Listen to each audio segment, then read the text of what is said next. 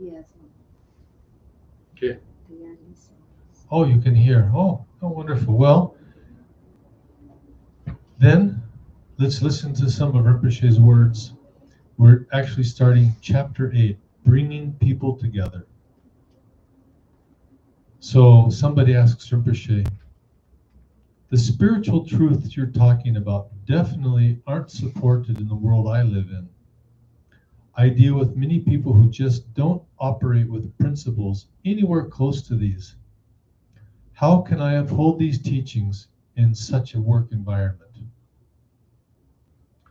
Rinpoche said, when you return to work after attending this training, he's referring to the Bodhisattva training, it is very important not to make a big deal out of what you have learned. Don't go back and insist that this is how things should be done now. The more you push, the more others will resist. It is best to demonstrate these principles by example as you apply them to different situations that arise.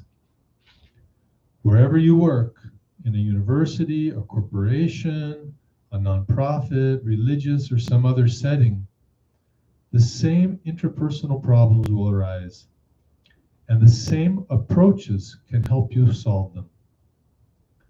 No matter how much you try to live according to spiritual teachings, things won't always go smoothly. Some people will support what you're trying to do, but others won't like it. They might misunderstand you or even be hostile. When you're criticized, consider whether what has been said is true.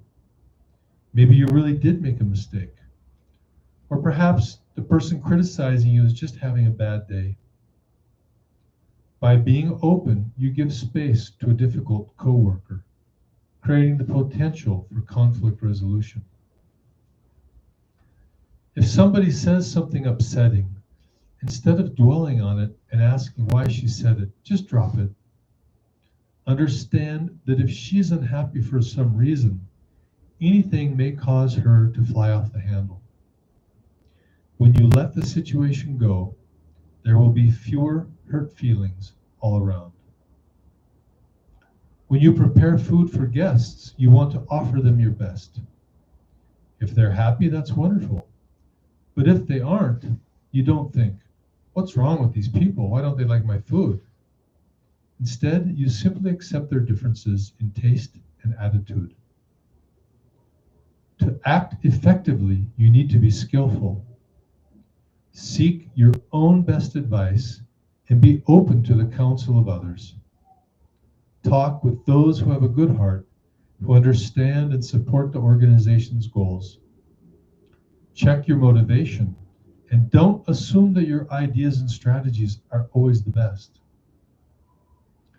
If people disagree with you, always give them a chance to share their ideas. No matter how forcefully they may express them, be patient.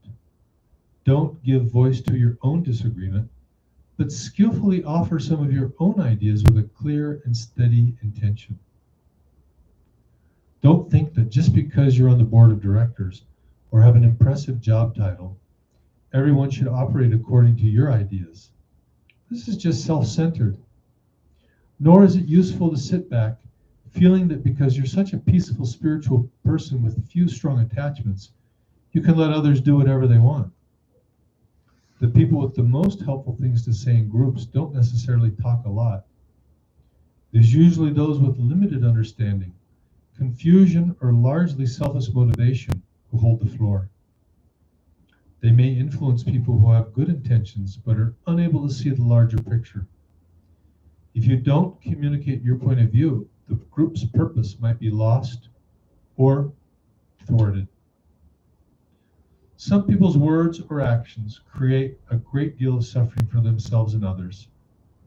You can see that they are unhappy and will only bring more misery into their own lives and into your common pursuits.